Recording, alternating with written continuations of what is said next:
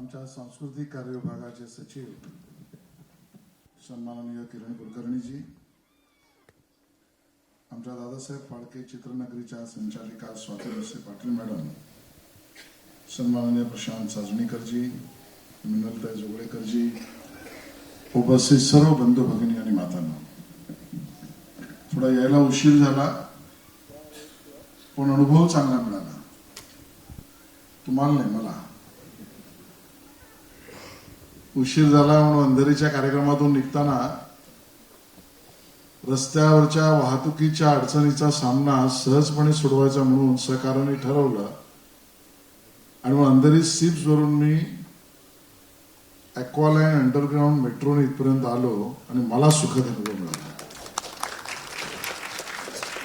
खरं आहे की विकासाची नवीन नवीन संधी आणि परिमाण आणि युक्त्या करून आपण विशेषतः सरकार सेवेचं काम अखंडपणे करत आहे.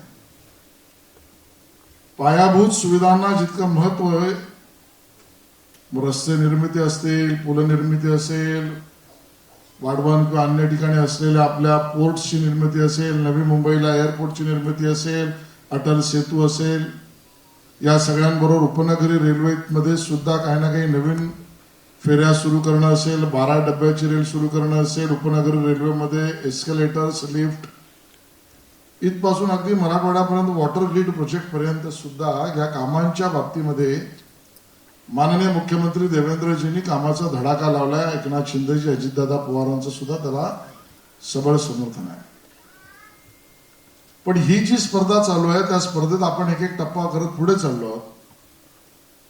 अगदी शैक्षणिक व्यवस्थेत सुद्धा महाराष्ट्राच्या मला या ठिकाणी मुद्दाहून सांगायचं की केंद्रातल्या मोदी सरकारने निर्णय केला आणि आपल्या वैद्यकीय मेडिकल सीट्स जागांच्यात सुद्धा वाढ झाली. पोस्ट ग्रॅज्युएट मेडिकल सीट्स मध्ये वाढ झाली.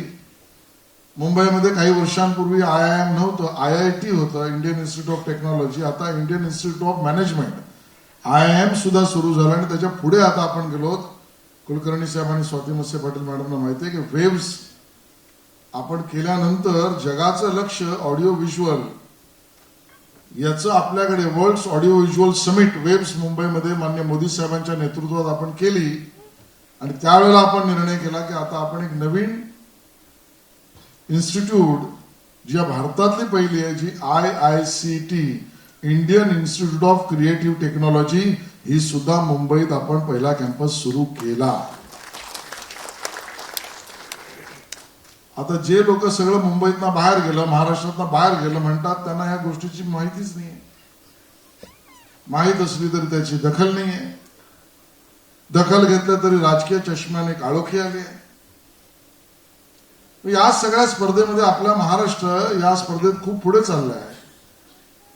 आंतरराष्ट्रीय गुंतवणुकीमध्ये सुद्धा सर्व राज्यांमध्ये नंबर 1चं राज्य महाराष्ट्र आलं. आणि आजची वर्तमान बातमी आहे, आपण Guinness book of world record मध्ये गेलो. आपल्या शेतकऱ्यांना त्याला लागणारी वीज वेळेत नाही आली तर रात्री येते, रात्री आली तर रात्र जागवावे लागते, रात्र जागवताना मग पाणी मिळतं कारण पंप चालतो, पंप चालला तर पाणी मिळतं. मग रात्रभर थांबलं की रात्रभरची जनावरं सरपटणारी असो का काही त्याच्या जीवावर घेतात. या सगळ्याला सुटका द्यायला सौर ऊर्जेवरचे पंप या जगामध्ये सगळ्यात जास्त कुठल्या विभागात राज्यात लागले, तो Guinness book of world record मध्ये आपला महाराष्ट्र आज घोषित झाला. एवढे कृषी पंप सुद्धा आपण दिले. मी का सांगतोय, कारण कधी कधी मला प्रश्न पडतो, जे भावनेवर, खोट्या प्रचारावर, ह्या प्रचाराचा मुद्दा करतात, त्या सगळ्यांसमोर याची कल्पना नागरिकांना असल्यामुळे मग मतदानात त्यावेळेला कुलकर्णी साहेब दिसतं की हे का पडतंय.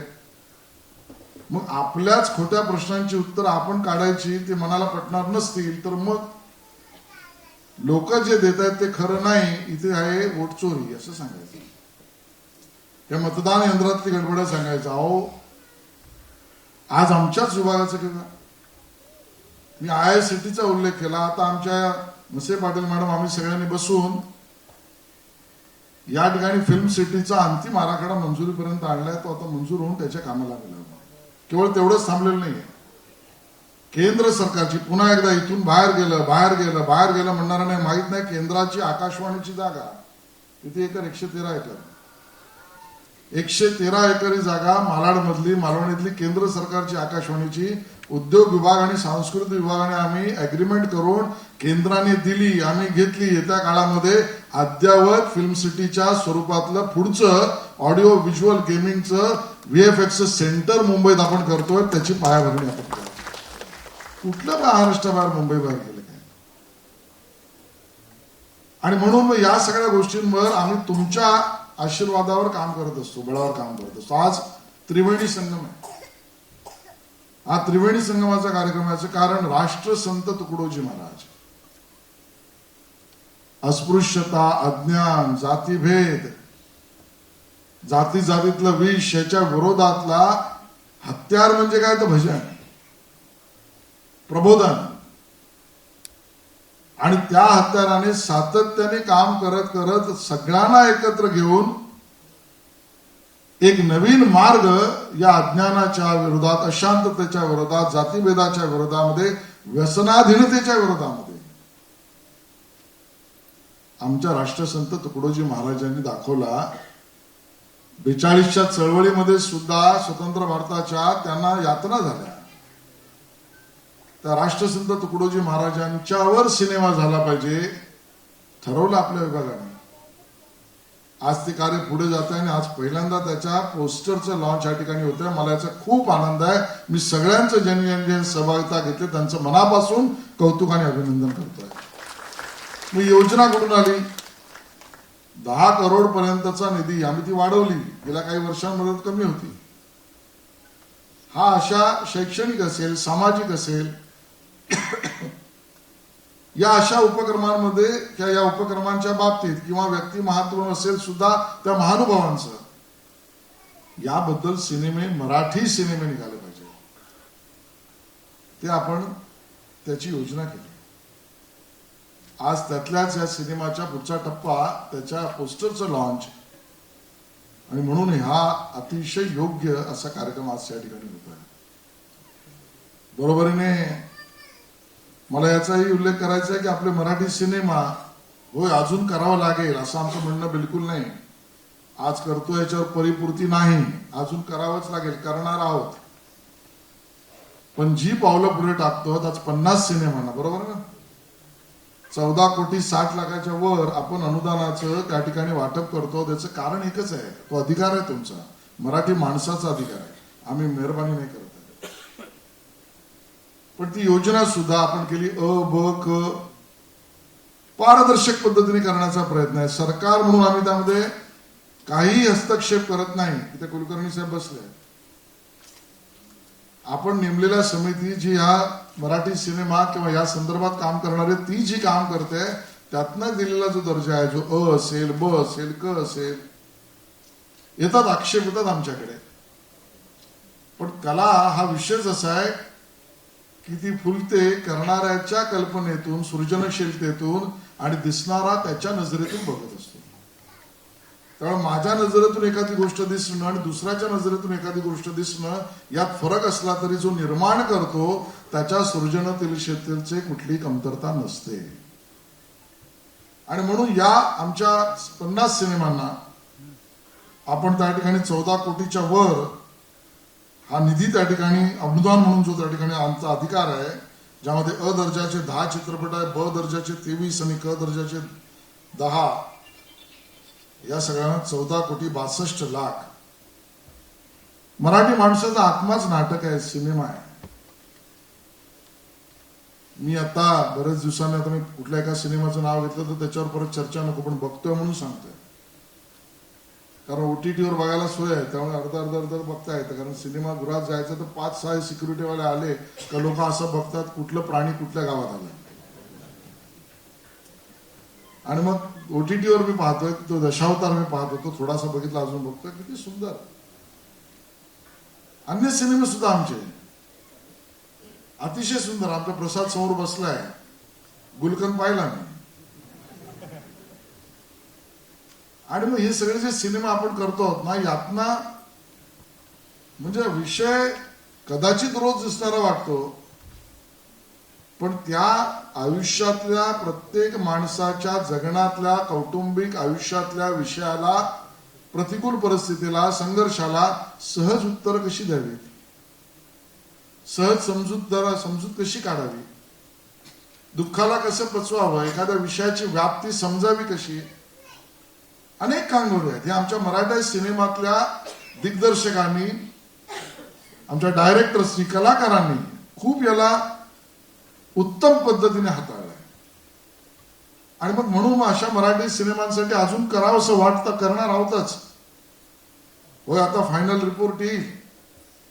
या मल्टिप्लेक्सच्या बाबतीमध्ये बनवलेल्या समितीतल्या 2 बैठका माझ्याबरोबर झाल्या आहेत. खुश खबर काही दिवसामध्ये आम्ही देऊ आणि ते घडवून सुद्धा आणू. आज या मराठी मनाच्या हृदयाला आवडणाऱ्या सिनेमांच्या संदर्भामध्ये आपण भूमिका घेतली. आणि तिसरं सुद्धा त्रिवेणी कार्यक्रम आहे असं म्हणण्याचं कारण, यावेळेला आम्ही आमच्या गणेशोत्सवाचा, जो आमचा उत्सव आहे, 100-125 वर्षाची परंपरा आहे. आज देशभरात, सगळ्या राज्यात, जगामध्ये मराठी माणसांचा हा उत्सव आमचं अधिष्ठान आहे, धार्मिक अधिष्ठान पण आहे. पण या उत्सवाला सामाजिक, शैक्षणिक, राष्ट्रीय अशा वेगवेगळ्या पद्धतीने त्या वेळेला बाजू वापरल्या गेलेल्या आपल्याला दिसतात. तो जगभर पसरला म्हणून आम्ही याला राज्य महोत्सव म्हणून घोषित केलं, गणेशोत्सव. यावेळेला अन्य राज्यांमध्ये आम्ही कार्यक्रम केले. एक कार्यक्रम तर अन्य देशामध्ये केला, महादेवजी. मॉरिशस मध्ये पण कार्यक्रम केला गणेशोत्सवाचा. आणि अन्य राज्यात सुद्धा याची सहभागिता वाढवली आणि सगळ्यांनी स्वीकार केला. त्यात वेगवेगळे कार्यक्रम केले आम्ही. भजनी साहित्यासाठी सुद्धा विशेष निधी देऊन जवळजवळ 2-2.5 हजाराच्या वर विभागशा भजनी साहित्यांना मदत आपण करतो. आमच्या फिल्म सिटीमध्ये गणेशोत्सव वेगळ्या पद्धतीने, आगळ्या पद्धतीने साजरा केला. स्पर्धा घेतली. अगदी त्या काळातली इलेक्ट्रिसिटी बिल काढा MSCBची. पहिल्यांदा MSCBच्या बिलावर गणरायाचं चिन्ह होतं आणि मग आपला गणेशोत्सव राज्य महोत्सव म्हणून त्याचा शिक्का होता. या सगळ्यामध्ये कल्पना आली की युवकांना, जगभरातल्या युवकांना आणि महाराष्ट्रातल्या सुद्धा रील्सच्या माध्यमातून आपण आपल्या संस्कृतीशी, प्रथा परंपरेशी जोडलं पाहिजे. जोडले आहेतच ते, त्यांची कल्पकतेला वाव दिला पाहिजे. म्हणून रील स्पर्धा केली. 2,500 लोकांनी त्यात आपली इच्छा प्रदर्शित केली. 1200च्या वर लोक त्या ठिकाणी सहभागी झाली. आणि आज त्यातले जे योग्य, चांगले, उत्कृष्ट, तेही काम सरकारने केलेलं नाही, एक्सपर्ट कमिटी नेमली. आणि त्यातनं ज्या रील्स स्पर्धेमध्ये ज्यांना पारितोषिक मिळत आहेत त्यांचा सुद्धा सन्मान. आणि म्हणून उशिरा का होईना पण पोचलंच पाहिजे, आपल्या लोकांना भेटलंच पाहिजे. आणि आपण जे काही सगळे मिळून करतो आहोत ते पुन्हा एकदा बरोबर चाललंय ना रे बाबा असं एकमेकाला विचारलं पाहिजे. म्हणूनचा आजचा कार्यक्रम आहे. आणि या कार्यक्रमानिमित्ताने तुम्ही सगळेजण आलात, वेळेवर आलात, बसलात, या कार्यक्रमाचा आनंद घेताय. आयोजकांना, विशेषतः स्वाती मसे पाटील मॅडम, सजणीकरजी यांचं मी मनापासून कौतुक करतो, त्यांच्या सहकार्यांचं करतो. येत्या काही दिवसात बालनाट्य या विषयात सुद्धा, बालरंगभूमी या विषयात आम्ही काही करतो. आज घोषित नाही करत, ती बातमी मारायची नाही आम्हाला. आणि मग तेही योग्य वेळेला समोर घेऊन येऊ. पण अजून खूप पल्ला गाठायचा आहे. त्या पल्ला गाठण्यामध्ये तुमचं बळ, तुमचा आशीर्वाद राहू द्या. जय हिंद, जय महाराष्ट्र.